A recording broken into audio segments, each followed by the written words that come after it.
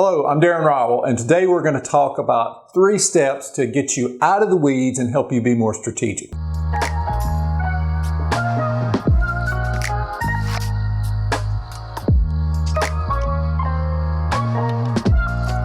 Now, look, we all know that when we're going through major disruptions or change, it's difficult for all leaders not to get sucked into the day-to-day details, but that's the worst thing you can do. You've got to have a proven, simple way to get yourself out of the details once that happens.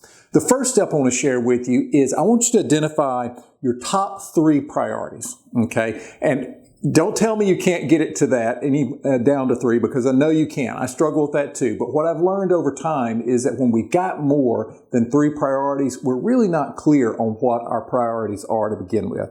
So once you identify your top 3 priorities, don't stop there. I want you to next identify the percentage of time that you need to dedicate to each one of those 3 priorities.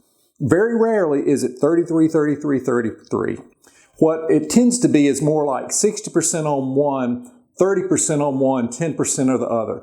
You figure out what your percentages are, but once you figure out the percentage of time you need to dedicate, then I want you to think about the level of detail that you need to be involved in each one of those priorities, okay? So step 1, identify your top 3 priorities, identify the percentage of time and energy that you need to be spending on each one of those 3, and then identify the level of detail that you need to be involved in. That's step 1. Step 2 is I want you to identify everything else that you're spending your time on.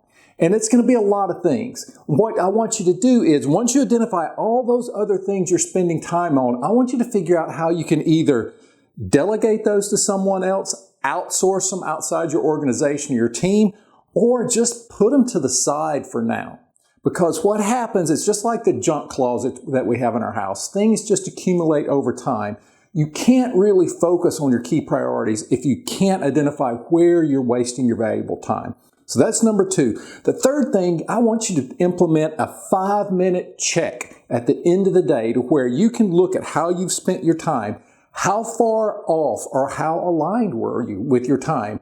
If you know what your 3 priorities are, you're clear on what the percentage of time is going to be and the level of detail, keep yourself accountable at that 5-minute check-in and then reset. If you're doing great, awesome. Understand why you were able to stay on task throughout the day. If you're not doing as well for the day, then understand what you need to do for the next morning to be able to get on task. Again, simple process, put it to work for you. Let me know how it goes. Take care.